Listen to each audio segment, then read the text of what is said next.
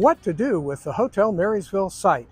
That's the discussion happening at 5:30 p.m. Thursday, September 25th, inside the newly painted Marysville City Hall and here on Yuba-Sutter.live. Presented by Comfort Keepers of Yuba-Sutter and Nevada counties. During this Hotel Marysville site town hall, you'll learn what's happening with the EPA cleanup grant application and debris removal process, and discussion of next steps for marketing the flattened Hotel Marysville property, how the city is identifying potential developers and revitalization opportunities.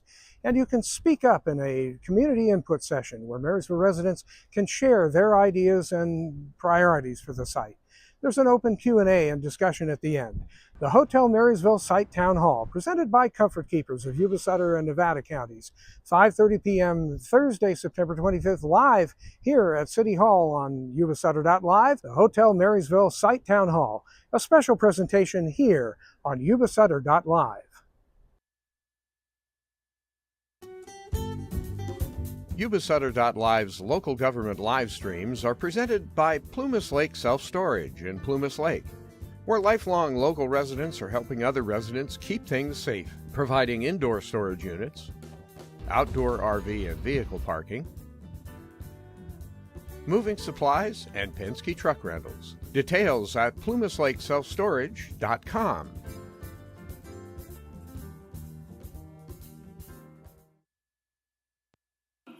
Welcome back. We will now reconvene to open session. It is now 6:32 p.m. Pledge of Allegiance. Mr. Seth Steeman, Vice President of the Board. Please stand for the pledge. Salute. Pledge. Pledge allegiance to the flag of the United States of America and to the republic for which it stands, one nation, under God, indivisible, with liberty and justice for all. Thank you. Please be seated.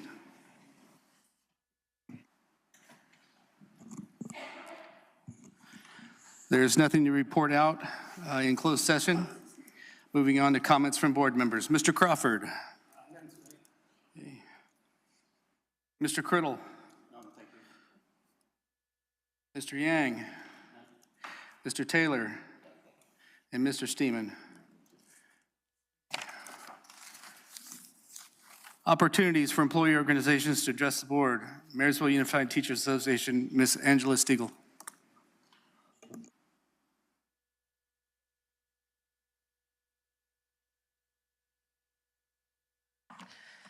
Good evening. I'm Angela Stiegel, President for the Marysville Unified Teachers Association. And first off, I would like to thank all of the teachers in the school district for all of the hard work that they continue to do every single day. I continue to say over and over again that the teachers represented by MUTA and the teachers here in the school district are by far the best group of professional educators I have ever witnessed in my life, and I've been doing this a long time now. It is an honor and a privilege to represent them. And I will say that right now, I believe that some of the hardest working teachers that we have are the teachers at Cedar Lane. And I mention that because the teachers at Cedar Lane are not only having to work hard every single day just at their, as we call them, our regular jobs, educating the young minds of their community, but on top of that, they're having to do so under conditions that they should not have to endure for a minute, nor a day, nor a school year, but unfortunately they have been enduring for 4 years. And at the last school board meeting, the district decided they were going to read a statement to me, a statement which, due to the fact that I have read the board's bylaws, I'm going to go by the board bylaws as opposed to the statement that was read at the last board meeting. Because the board bylaw says that the board shall not prohibit public criticism of district employees. However, whenever a member of the public initiates specific complaints or charges against an individual employee, the board president shall inform the complainant of the appropriate complaint procedure. I'm well aware of the appropriate complaint procedure because I've had, I don't know how many teachers, staff members, parents, community members follow it to no avail, but they have followed it. And so now I'm going to go by that, and I have a few pieces of information. I have explained to the board over and over again that you have this 80 pages that was sent to you after I spoke to you the most recent time in closed session that provides you almost 4 years worth of documentation in regards to the principal at Cedar Lane. And I also have a stack of complaints that have been filed following your complaint procedure that you mentioned. And one of those, I just want to read a couple little tidbits from. This person wrote this letter initially anonymously, and they mentioned for good reason, because they have learned that things are really quite retaliatory. And so they wrote it anonymously. The second paragraph of this letter says, "My major concern is Mrs. Evers and her lack of leadership. I've watched and hoped that things would get better or that maybe I was mistaken, but sadly that is not true." And further on in the letter, this person mentions, staff members are leaving or contemplating leaving because they feel they have no support. These are great teachers, but they are tired and can't handle more incompetence. And they close their letter by saying something needs to be done immediately to rid us of this woman. I hate seeing this wonderful school in disarray, losing both wonderful staff and students. The school was not this way before her. We had our issues, but they were manageable and would be solvable, but not with her in charge. Is there any place in the district to put her for now that she won't harm our students? And I mention this because the date on this letter is June 14th, 2022. Just as a reminder, this is September of 2025. And so to continue to tell people, one, that they can't speak in an open board meeting and that they should go by some other procedure of some kind, which they have tried mercilessly and unmercilessly to go by, I believe is just another slap in the face. And I gave you some numbers the last time I was here in regards to staffing at Cedar Lane. Because I believe one of the telling things in regards to administration at a site, or even a manager at any other job, or even a superintendent, is your turnover rate. And so I mentioned that, when she started, there were so many teachers there, and that there are only 9 of those teachers left. Also, I'm not sure if the board is aware, but Cedar Lane now has another new vacancy. I believe that brings them up to 3 or 4 vacancies that they still have at this point in time. But I did a little hunting online, and I found a turnover rate calculator. And I looked and looked and made sure that it wasn't just some anomaly, and I found the same calculator everywhere. I see same formula over and over and over again for calculating the turnover rate. And so using those calculations, the turnover rate at Cedar Lane since Mrs. Evers took over stands at 155%, which I think any of us can understand is absolutely positively unacceptable. 155% turnover rate. That exceeds what Dr. Azrani's turnover rate was for staff here. I know because I had to calculate that number and give it to the board before too. And I wish I could say that even as this has all been going on, that maybe things at least have, been rather mundane out at Cedar Lane. But that would be a falsehood, because even as I have been standing up here talking about the principal at Cedar Lane, for this is now the 3rd board meeting, I still have the principal violating the contract of the teachers. The contract language on collaboration time is pretty direct and specific. That is being violated, and I had to bring that to the district's attention just last week. Also, it has recently come to our attention that she's violating very simple, direct contract language in regards to the start time for staff meetings. It was brought to her attention by a site rep, and she ignored that. But then also today I find out that it appears that she's also going to go down the road of violating the law in regards to school site council. So I will reiterate here in public that the principal does not select who is on a school site council. The law says that the teachers elect the teachers on the school site council. And so just a reminder for everybody within the sound of my voice, or whoever hears this recording later on, you don't get to hand pick, as an administrator, you don't get to hand pick who is on your school site council. Teachers elect the teachers, just like parents elect the parents and so on. And so even at this rate, We still have the same administration, still thinking, as I reported here previously, that she is the boss and she runs the show out there and she doesn't care who has anything to say about it. Well, we do. It is time that the board and the district do something to provide the much needed relief to the teachers out at Cedar Lane, for that entire site, for the parents, for the students, for the community. We have, as I said before, begged and pleaded and begged and pleaded, and now we are asking yet again, something has to be done. The teachers and the students and the families of Cedar Lane deserve it. Thank you.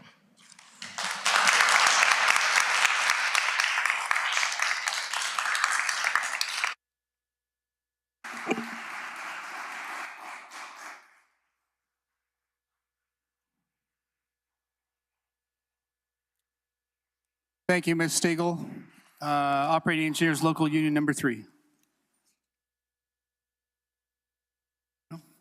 California School Employees Association 326 and 648. Okay.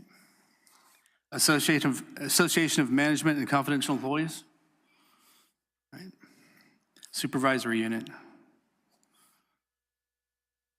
Moving on to number 7, public comment. Persons wishing to address the board under public comments or specific agenda item prior to the board taking action must complete a public comments card and place it in the basket. It looks like this right here. Speakers will be invited to the podium in the order the public comments cards were received. The public may the public may address topics not on the agenda during this section of the agenda or ask that they be heard during a specific agenda item.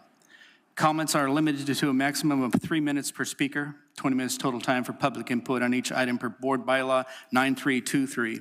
The Ralph M. Brown Act prevents the Board of Trustees from responding to these comments with the exception of clarifying questions. California Government Code Section 54954.2a states no action or discussion shall be undertaken on any item not appearing on the posted agenda except that members of a legislative body or its staff may briefly respond to statements made or questions posed by persons exercising their public testimony rights under Section 54954.3. We will now hear public comments from Erica Schlesler, and you have 3 minutes. Thank you, Erica. Thank you. Last time that I was here, you kindly allowed me to go over to say my whole thing. Oddly, when it was 1 minute and 21 seconds past the 3, the sound was turned off. Right at the very moment that I said how much each of you cost our district. So I wanted to make sure to get that in the record. Each one of you costs our district $38,000 per year for the health insurance that you get, the fully paid Cadillac plan, and then the stipend that you get. And my point in bringing that up is that for $38,000 a year, I don't understand why all of you haven't at some point visited these wonderful staff people over here at Cedar Lane to hear from them. Mr. Criddle, when you said that this was all just a personal beef between the MUTA president and that principal, why didn't you go and talk to somebody besides Angela? They're willing to talk.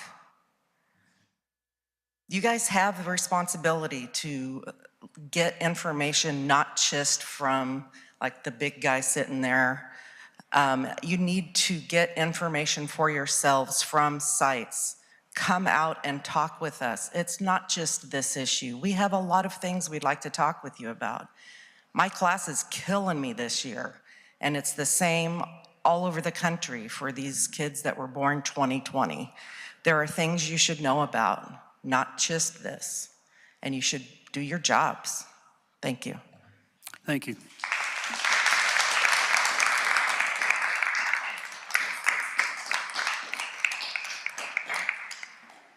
Next, I have Victoria Burkhart. Victoria Burkhart.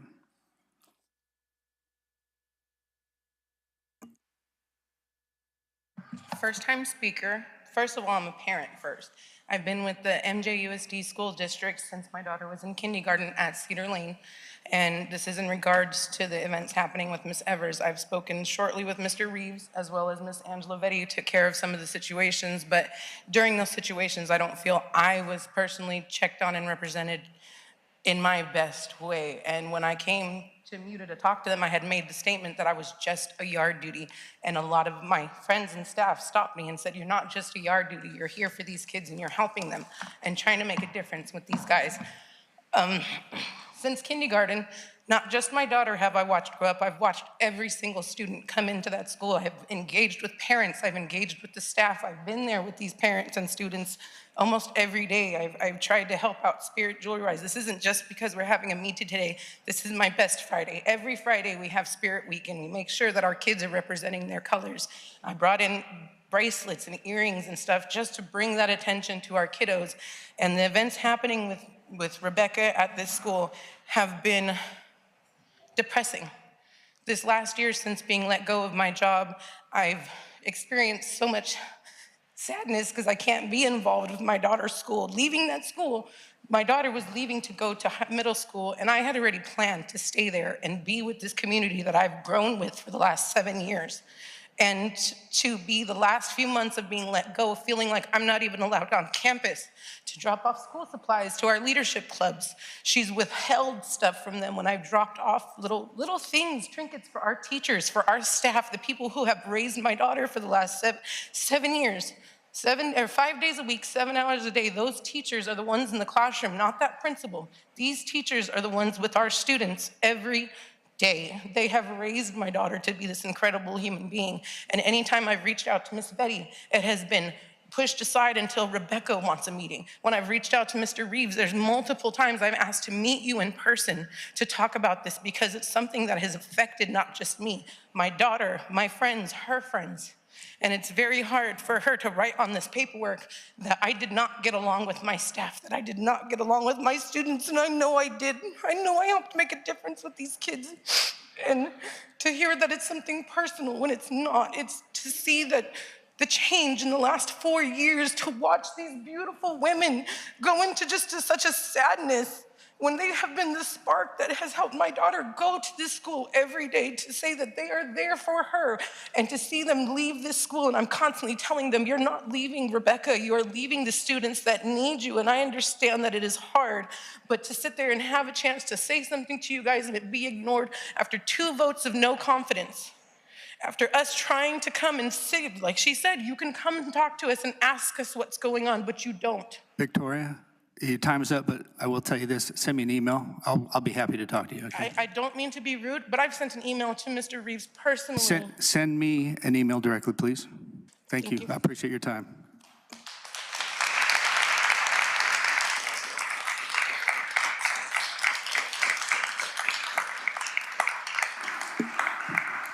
Ms. Tamara Connery. Did I say that right? Connery? Yes, thank you. Tamara Connery. I am the CTA staff representative for MUTA, and I want to tell you that this is the first time in 13 years I've ever come before the board. And I'm coming because a cease and desist letter was written from our legal department that all of you received yesterday. And in that cease and desist, it talked about how you're violating board bylaws and free speech rights. I'm not going to go into the history, the background that's at the beginning, but the letter demands, it's MUTA demanding that the Marysville Joint Unified School District cease and desist from prohibiting complaints about district employees to be raised during school board meetings. Doing so constitutes a violation of board bylaws and unconstitutional viewpoint discrimination in violation of free speech rights. You know the background, and Angela actually just shared with you how it violates your own board bylaws.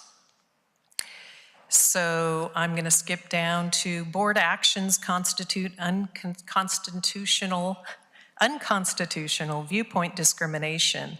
There were decisions in a couple of different cases They were both cited in that letter, and those decisions found that policies prohibiting members of the public from criticizing school district employees constitute viewpoint discrimination and violation of constitutionality, protected free speech rights.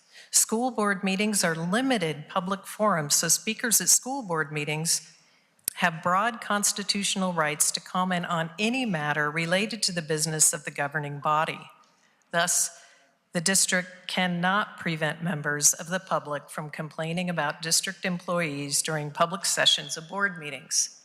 And if you were going to say that they couldn't, you'd have to go back years. I've sat in these board meetings. I said this is the first time I've spoken to you. I've sat in these board meetings many times when teachers, classified staff have been talked about and by name. So the board must publicly correct the deputy superintendent's statement, as he was the one that made the statement on behalf of you. And so you must make the statement, it said, at your next board meeting, and you got this yesterday, to make clear that comments made during public session can include complaints about district employees. Should the board fail to correct the statement or to cut off comments that include complaints about district employees, MUTA will pursue any and all legal remedies available. Thank you. Thank you, Tamara.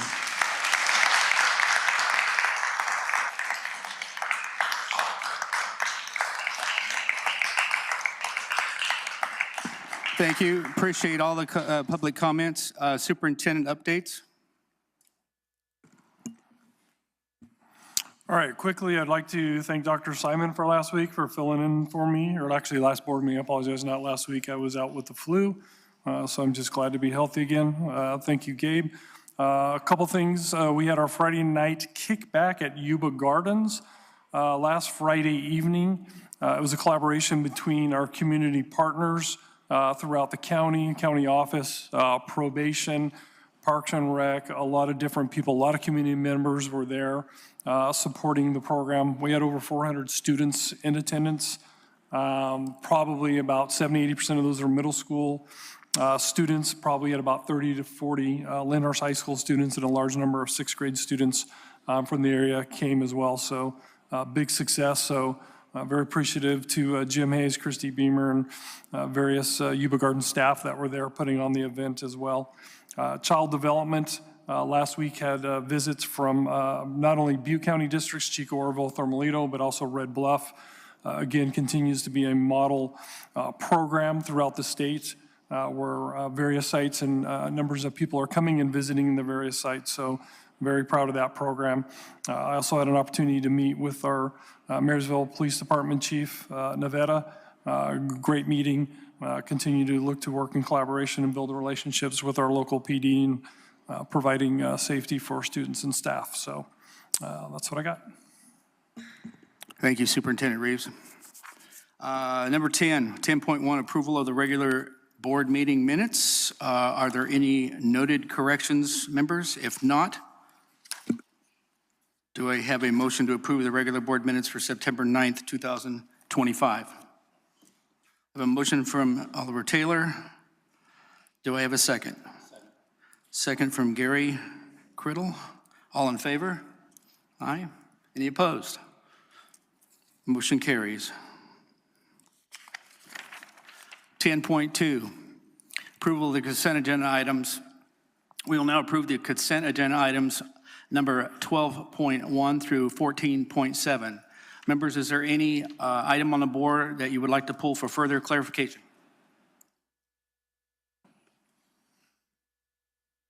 If not, do I have a motion to approve the consent agenda items 12.1 through 14.7? Mr. Crawford has a motion to approve on the floor. A second? Second, Mr. Steeman. All in favor? Aye. Any opposed? Motion carries. Moving on to number 15, new business, Superintendent. I'm going to ask Mr. Eckert, our Assistant Sup of Ed Services, and Dr. Simon, our Deputy Superintendent, to come to the podium for the following two items.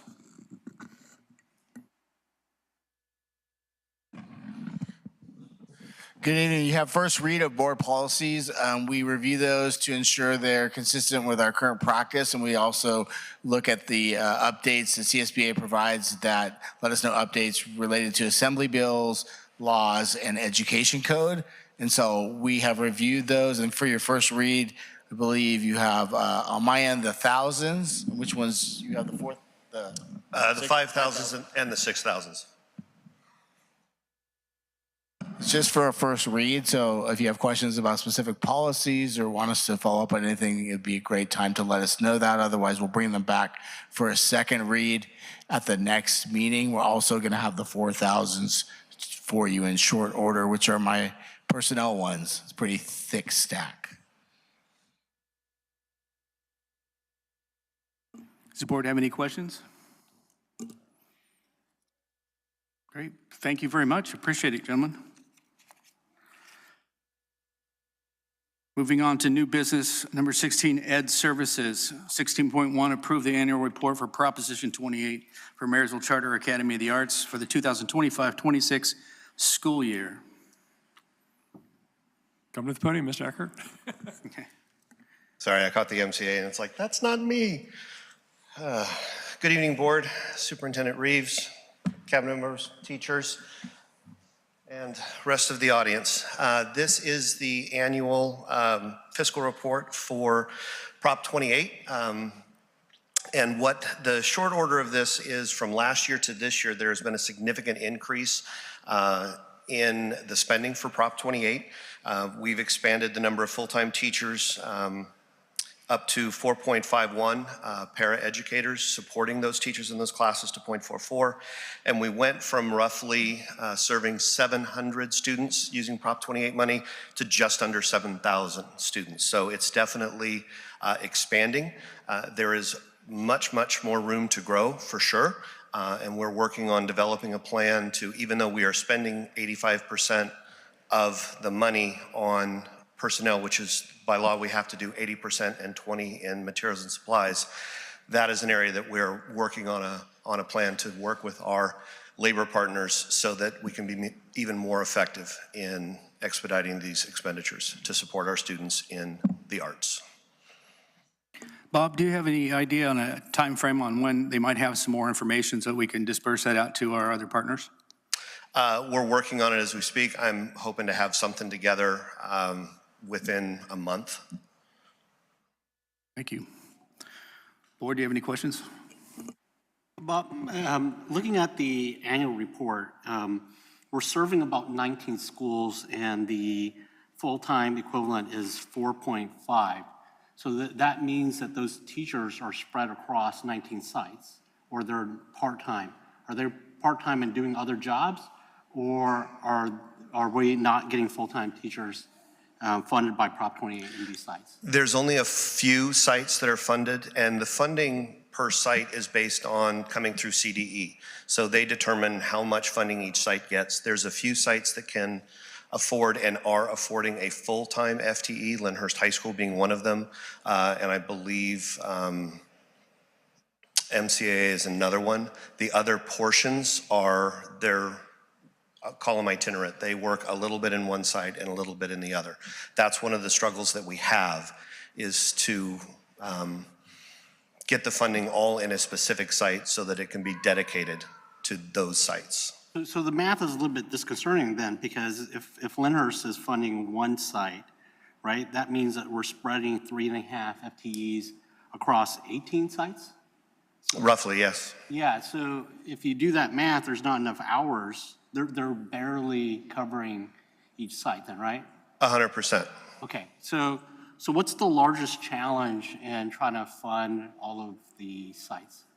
So remember, going back to the amount of funding per site is determined by CDE. So if a site is receiving, let's say $30,000 in Prop 28 money, 20% of that, 80% of that has to go towards personnel.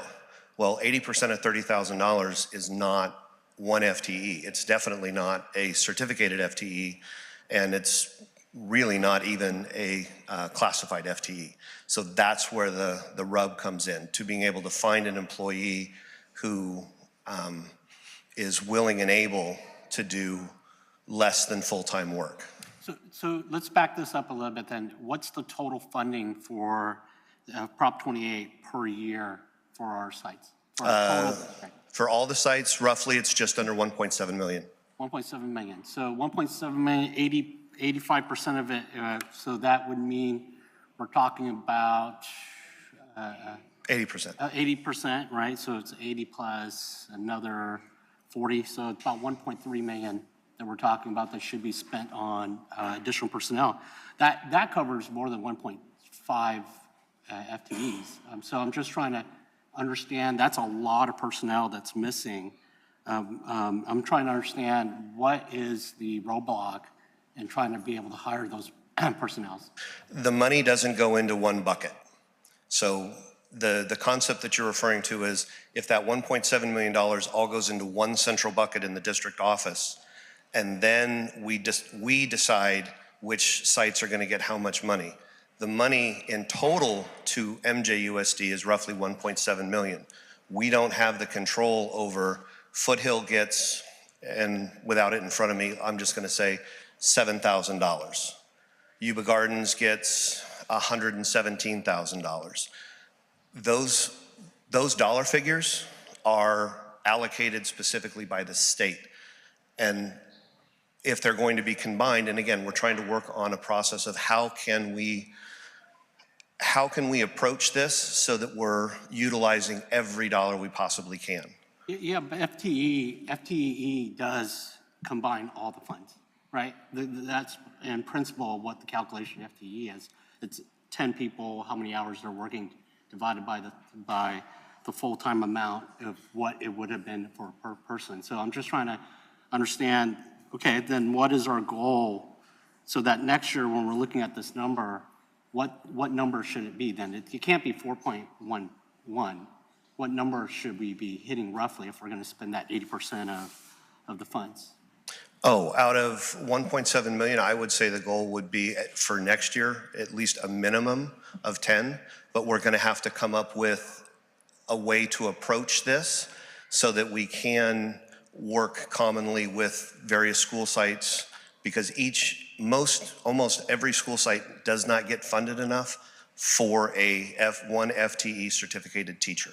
Correct, I understand and if it's a paraeducator, that paraeducator can only serve in a classroom that has a certificated teacher in there. So in other words, one of the concepts that was floated, which we cannot do, is you cannot hire a paraeducator with this funds to solely instruct the kids. They have to have a music instructor in there as well. So that's one of the drawbacks to that. And it's only right, they're not a certificated instructor. So is there also a roadblock in terms of being able to hire part-time instructors for each site, right? Because that's one of the roadblocks you're saying, right? Is that is a challenge, yes. Most people are looking for full-time employment. Dr. Yang, if I can interject, another challenge from a staffing standpoint is these funds have a no supplanting rule, so we can't just hire music teachers or paraeducators, which are existing positions. So we've got to get creative, and one of our plans this year is to get creative with our labor partners and come up with positions that allow us to use these funds for positions that don't currently exist. Because we can't spend them on just a music teacher because that's not already a position. Maybe we need to look at like a VAPA teacher, or maybe we need to look at a VAPA, visual and performing arts paraeducator. So those are the conversations we're going to have with our labor partners to be able to not having this large amount of carryover and have a large amount of these funds go not encumbered. Okay, perfect. Yeah, because I want to understand if we're trying to close that 5.5 FTEs, what exactly do we have to do differently, right? Because if we're doing the same thing we're doing, it's going to be very hard to try to get 5.5 more FTEs. So the real crux of it is that we're going to have to look around more creatively how we work with our labor partners to be able to fill that 5.5 across 19 sites. Right, to create the positions that are not existing position classifications or titles so that we can hire staff for those positions that we can directly fund with those Prop 28 funds. Okay. Does the board have any more questions? So 16.1 is approve the annual report for Proposition 28 for Marysville Charter Academy of the Arts for the 2025-26 school year. Do I have a motion to approve? Motion to approve. Yes. Okay, Mr. Fuhrer, I heard in stereo. Thank you. Do I have a second? Mr. Crawford has a second on there. Thank you. All in favor? Aye. Opposed? Motion carries 7-0. Now moving on to 16.2. Approve the annual report for Proposition 28 for Marysville Joint Unified School District for the 2025-26 school year. So do you need any additional address on that? No. Just Yeah. Same applies. Same applies. Okay, thank you. With that said, I need approval for the annual report of Proposition 28 for the Marysville Joint Unified School District for the 2025-26 school year. Do I have a motion to approve? Mr. Oliver Taylor with a motion on the floor and a second. Second. Mr. Gary Criddle on a second. All in favor? Aye. Any opposed? Motion carries 7-0. Thank you everyone for attending. Our next regular board meeting is scheduled for October 14, 2025. This meeting is now adjourned. Yuba-Sutter.Live's local government live streams are presented by Plumas Lake Self-Storage in Plumas Lake, where lifelong local residents are helping other residents keep things safe, providing indoor storage units, outdoor RV and vehicle parking, moving supplies, and Penske truck rentals. Details at plumaslakeselfstorage.com.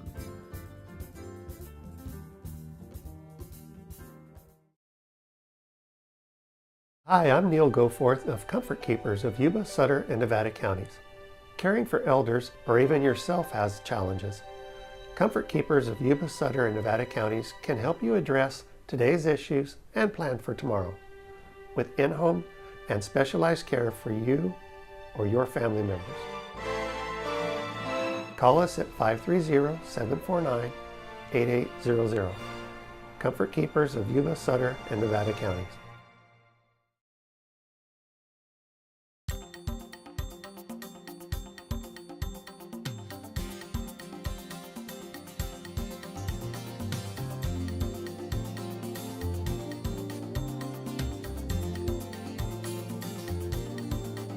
What to do with the Hotel Marysville site? That's the discussion happening at 5:30 p.m. Thursday, September 25th, inside the newly painted Marysville City Hall and here on Yuba-Sutter.Live. Presented by Comfort Keepers of Yuba-Sutter and Nevada counties. During this Hotel Marysville site town hall, you'll learn what's happening with the EPA cleanup grant application and debris removal process, and discussion of next steps for marketing the flattened Hotel Marysville property, how the city is identifying potential developers and revitalization opportunities. And you can speak up in a community input session where Marysville residents can share their ideas and priorities for the site. There's an open Q&A and discussion at the end. The Hotel Marysville Site Town Hall, presented by Comfort Keepers of Yuba-Sutter and Nevada counties. 5:30 p.m. Thursday, September 25th, live here at City Hall on Yuba-Sutter.Live. The Hotel Marysville Site Town Hall, a special presentation here on Yuba-Sutter.Live.